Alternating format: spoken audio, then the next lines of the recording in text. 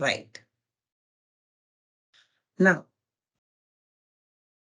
I am not going to take time and read the lessons. I will not undermine your wisdom and integrity and your intelligence.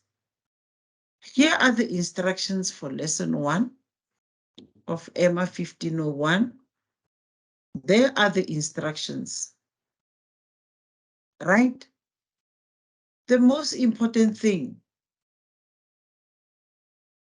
that I check for you is this.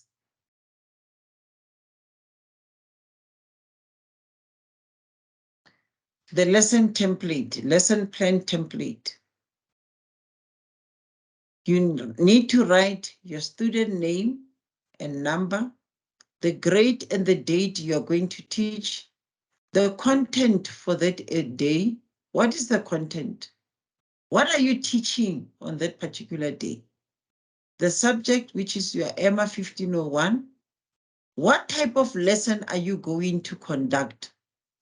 Will it be a class lesson? Will it be group work? Will it be outdoor? Will it be field work? You choose one. You also have to write the theme of the week. Write the name of the school in full, the name of the mentor teacher, who is supporting you, who is watching you, who is helping you to plan, who is evaluating you, who is reflecting with you lessons after you have conducted the lessons. And you need to write the outcomes of the lessons. At the end of the lessons, what are the outcomes?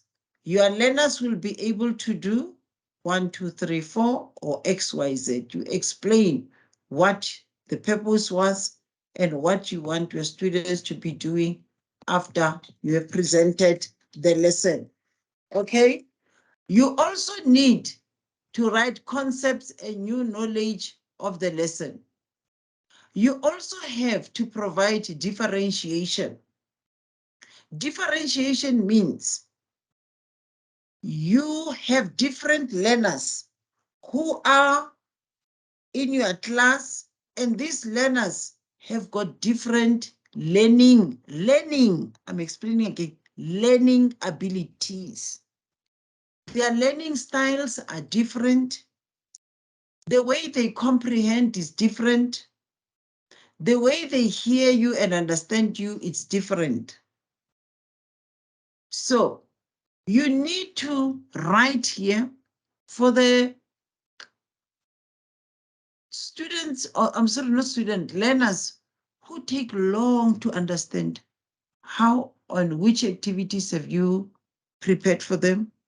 Those who are doing, who are average students, which activities have you prepared for them? And those who are super gifted, you are gifted learners, do you have extra work for them? Then you write the introduction of your lesson, the body of your lesson, consolidation or conclusion of your lesson. In the introduction of your lesson, please take your students from known to unknown, right? And prior knowledge is taken into consideration. For your body, it's new content. Which new content are you giving the students or your learners, sorry?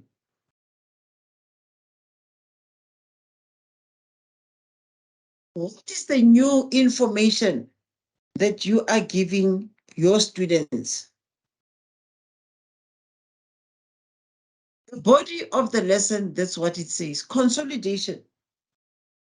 After you have introduced your lesson with prior knowledge, your body is new knowledge. How do you ensure that you consolidate, you emphasize, you recap what you have taught the children?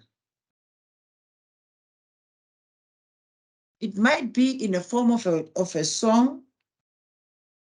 It might be in a form of a rhyme, a nursery rhyme, or whatever rhyme. It might be in a form of a story. Also, here in your introduction, here for your introduction, you can use a song, you can use a rhyme, you can use a skirt or a puppet show.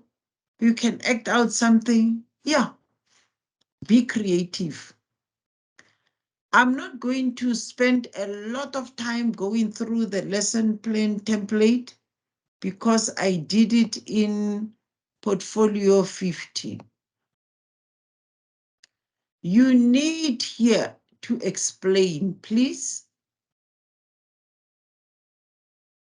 Did you involve learners by asking them to repeat sentences, word or action? Did you pair your learners to do or to complete action or activity? Was there evidence of inclusion?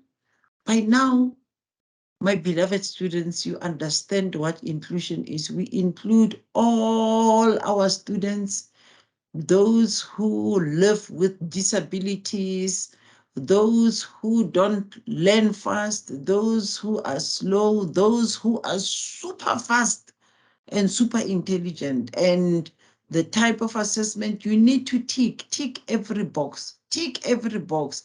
The forms here, it means the form of assessment, right?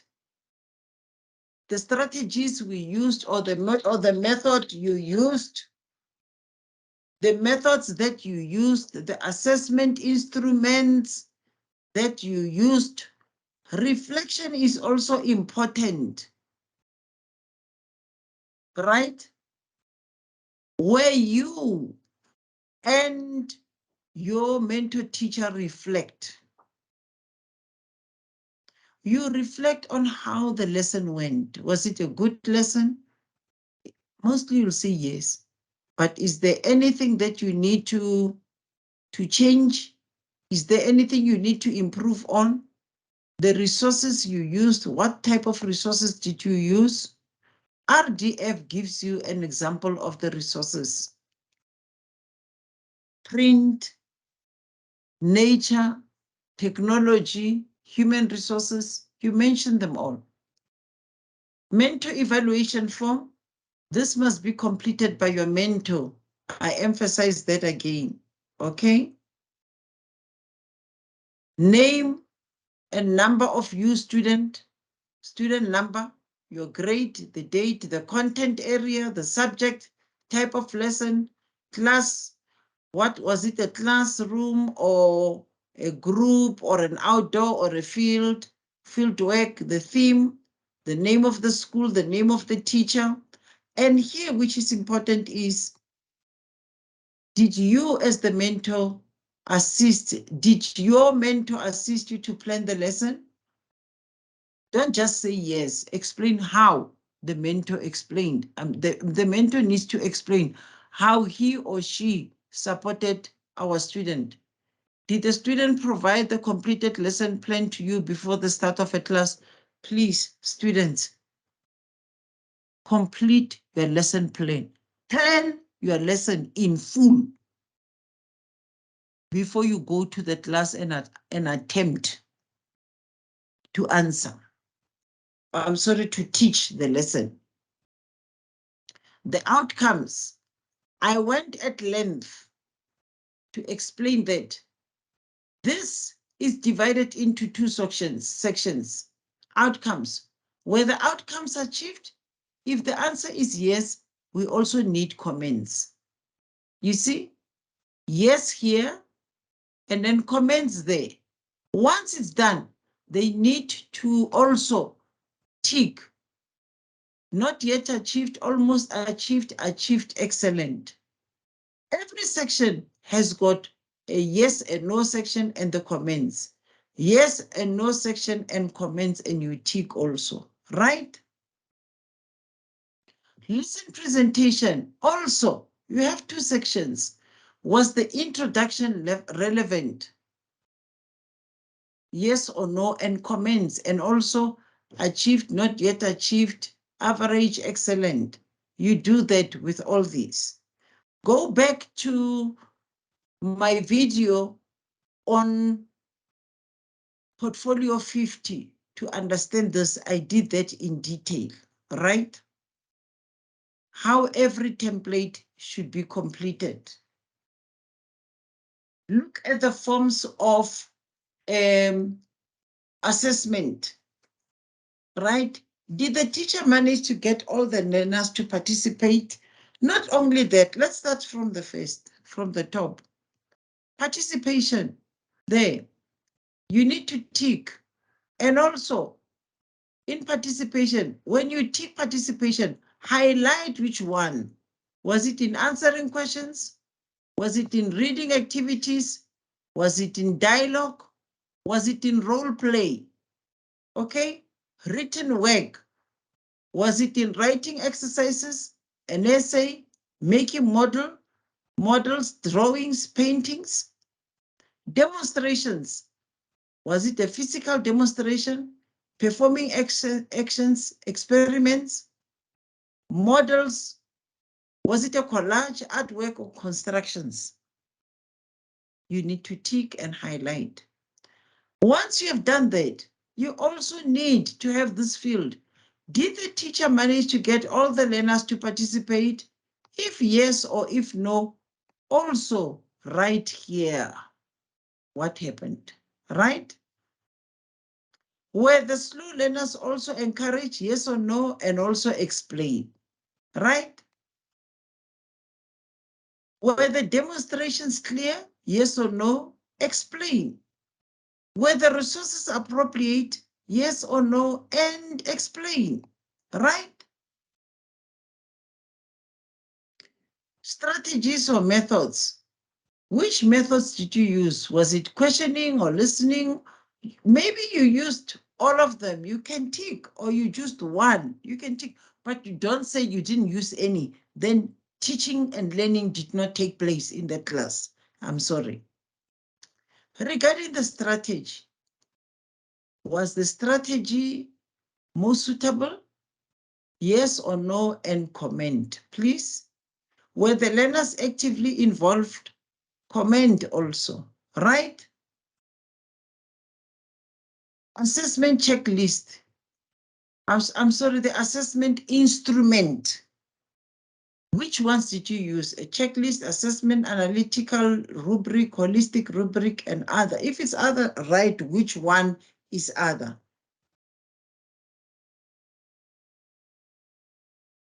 Right? Were the assessment instruments used appropriate for the grade? Was inclusivity visible in the use of the instruments? And here the reflection. It is important to reflect at the end of each lesson.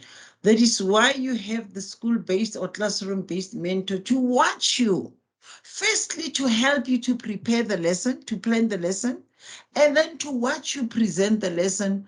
And also, after presenting the lesson, to say to you, let's sit down and discuss the lesson. That can be at the end of the day for our learners, so that when you sit with your mentor and discuss your lesson, the learners are not there to disrupt or interrupt, and you have ample time to prepare, to elaborate on that in the reflection, to agree, disagree, to give each other ideas. But mostly, as our student, I plead with you, humble yourself and learn.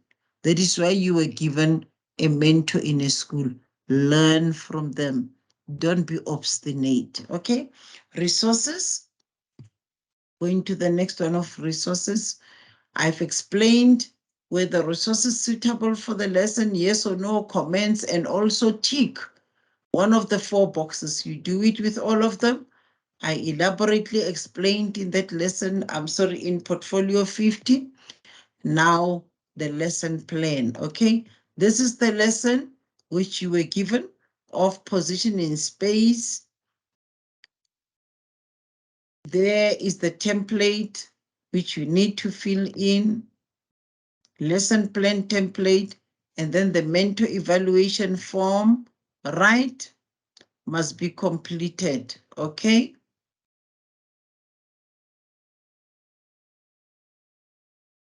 I'm quickly scrolling down.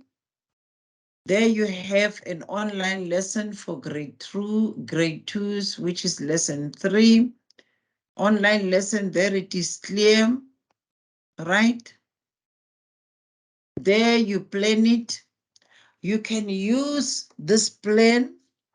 Now remember, even if it's an online lesson, you can still use this lesson plan template.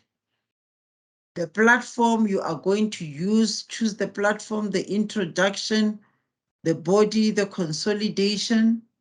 You can still use the same template, or you can use that other one, which is in portfolio 50, right?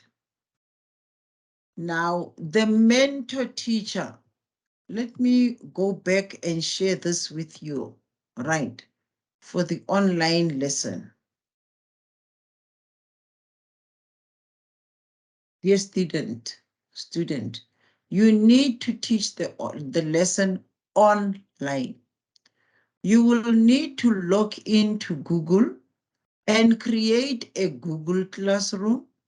Add both your mentor and learners in this classroom. Present the lesson to your learners remotely. It means you're not in the same classroom with them. And give activities of this lesson. Your mentor will have to evaluate this lesson as she or he was part of it.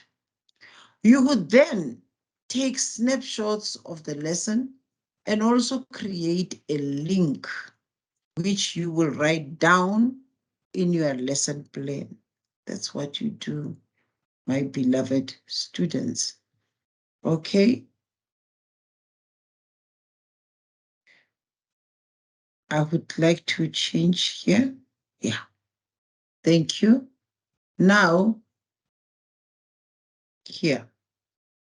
That's about your lesson, online lesson, right?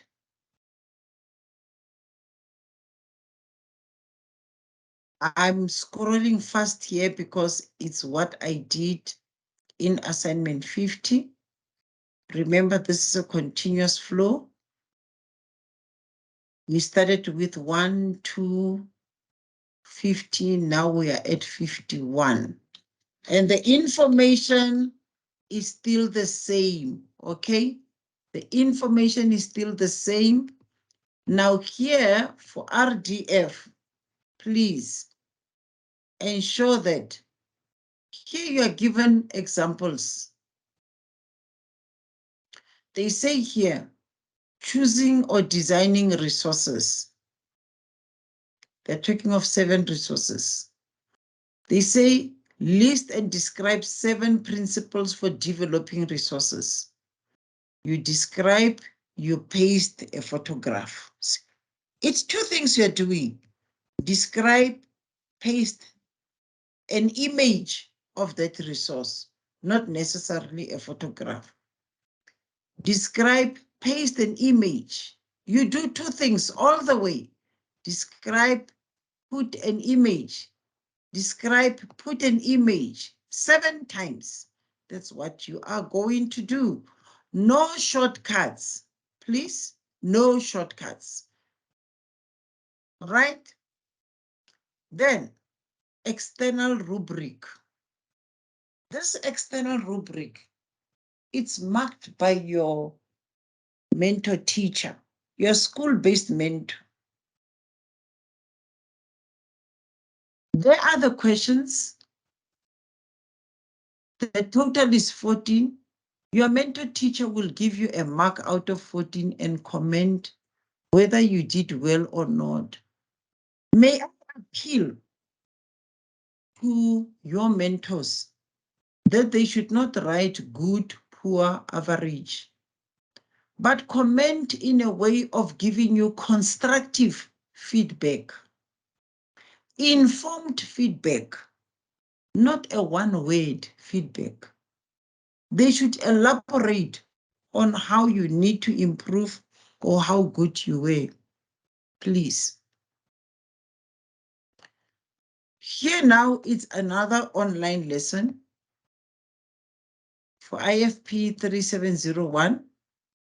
She told you here, Zoom, Microsoft Teams, you do whatever platform, you can choose whatever platform you need to choose, and you are going to do these activities. You choose, you write here the platform which you chose, you do the layout of the lesson. I don't really mind, even for the RFP, if you use the same, what is this, template of online lesson. Any of the two is correct, okay? But do not deviate from what is asked. That's where you lose marks, right? This is still online. You have invited your students, your learners to the platform, and also invited your mentor teacher, right, into that platform, and they all participated, and then she evaluates you afterwards. She evaluates you afterwards, right? Now, grade 3 lessons. I'm not going to waste time by trying to explain again what I've already explained in Portfolio 50 on how to complete the lesson template. You do as I have explained elaborately in Portfolio 50, all right? It is important that your mentor completes this. I know most of you said there are no signatures or space for signatures. Yes, there are no spaces for signatures, but your mentor surely can sign anywhere, either at the top or at the bottom. Let your mentor teacher sign to show that indeed they evaluated you. Let them sign, please. There's ample space either at the top or at the bottom, right? Lesson 2, same story. Complete in detail the lesson plan and complete every single element. All these spaces, we call them elements, and they count marks, by the way.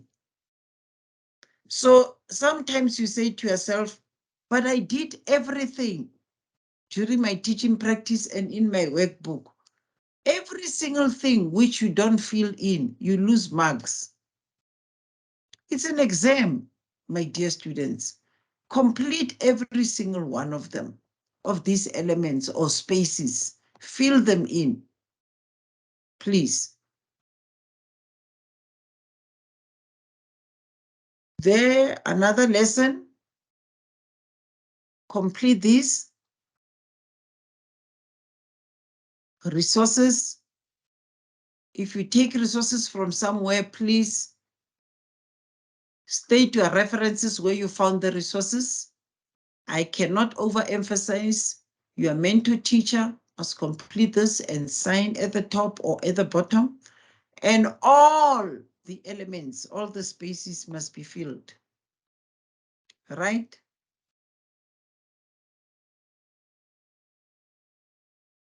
There's another lesson. Same story, please. They have given you here a different lesson plan. Complete it the way it is, please.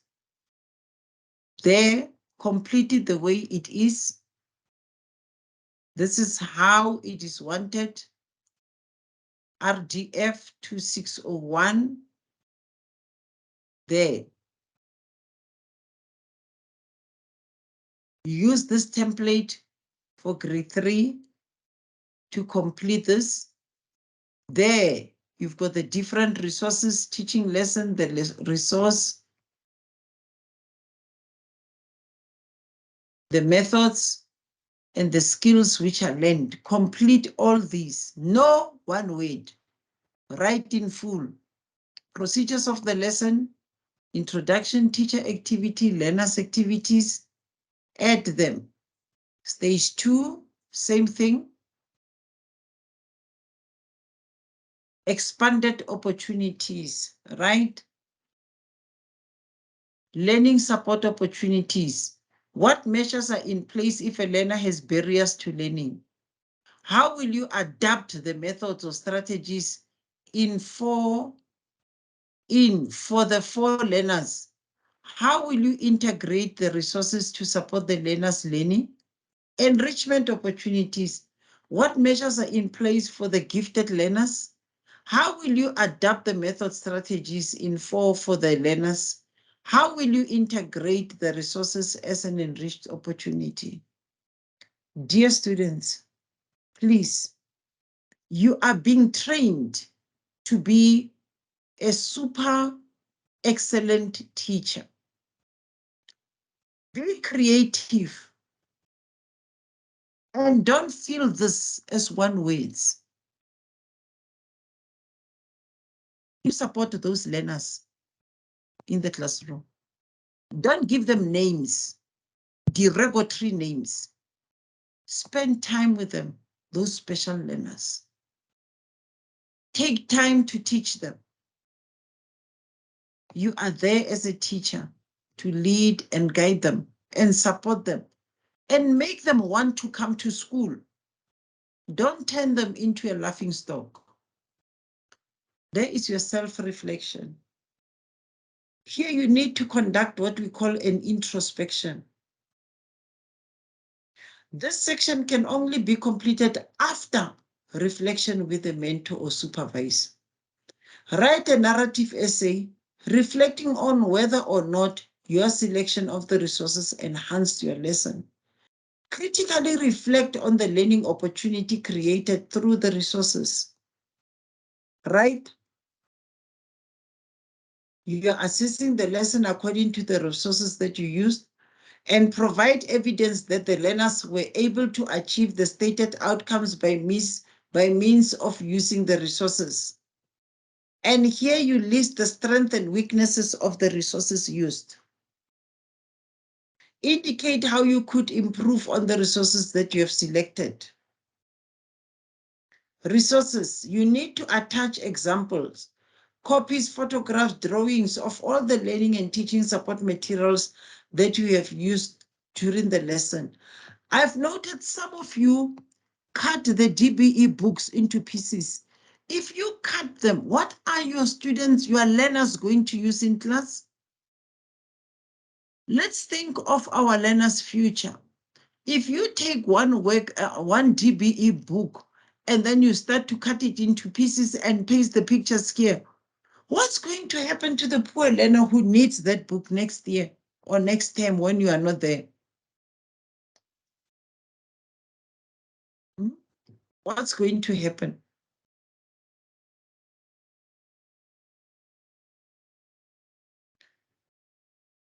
Sorry, let me go down.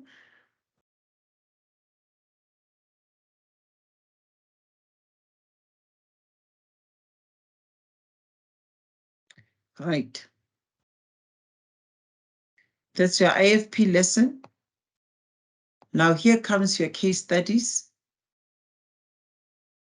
You read the paragraph, you answer questions which are related to your teaching and learning, and you are given space to complete that. Ample space.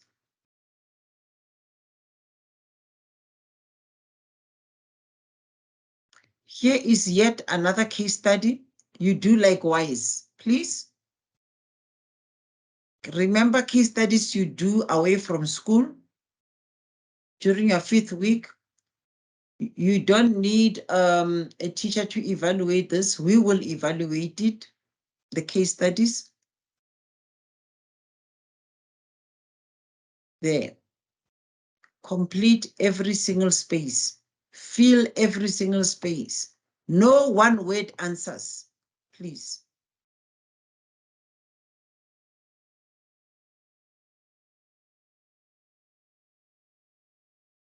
Right. I'm going to emphasize again. if any of your portfolios are submitted without an attendance register, we do not entertain this. It's an immediate fail. Make sure that you attach your attendance register with your name, student number, the name of the school, the address, the contact details of the school, the email address of the school, because we are going to communicate with the school to verify some information. Another thing which I need to emphasize, I know this is portfolio 51, but when you submit your attendance register should be grade R, grade 1, grade 2, grade 3, all completed. The dates. Now, something that I want to emphasize here is this. If you write a date here, 26 July, and then you write it again here, 26 July, you fail. It means here it was not 5 days, and here it was not 5 days. Do not repeat dates. And do not include school holidays. Do not include public holidays. All the do nots, it's minus 5% each. For every day that you did wrong, let's say you wrote here 16 June and 17 June, you have lost 10 marks. Here you write 8 August and 9 August, it's already another 10 marks. You've already lost 20 marks. Or you write here 15, 18 April, 15 April, 18 April, 27 April. It's already 15 marks which you have lost. Avoid that. Do the right thing. You still have time. So go back and correct the wrongs before you submit. Nobody's going to listen to you when you complain, because we are going to look at what you flaunted. Now, Mr. Sebotoma, your school principal, will complete here. I, Dr. John Sebotoma, the principal of the school so-and-so, and my mentor, Miss so-and-so, confirm that Irene Lepi, the student number so-and-so, did attend her teaching practice here or did not attend the teaching practice here. Dear student, it's your principal who signs here and he writes the date.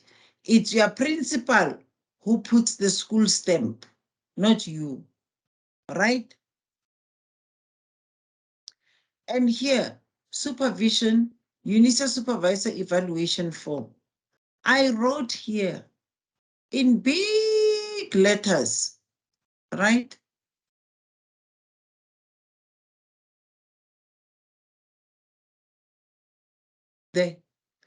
To be completed by the school-based mentor.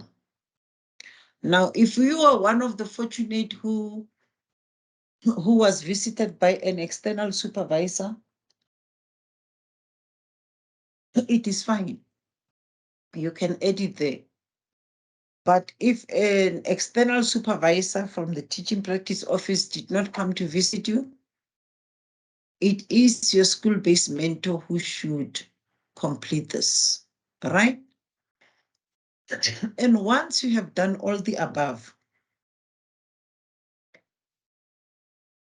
which I have explained, there is not any need for you to fail this assignment, portfolio 51. I am going to set up forums where I will request you to ask me questions and engage me on all the 4 TP2 videos that I have made or recorded for you. This will be the end of my presentation to you. I thank you, and I would like to wish you the very best. Let's do it the right way and pass. Let us be the best teachers and not take shortcuts. Let us involve the schools we are in, humble ourselves, listen to the principal, listen to the HOD.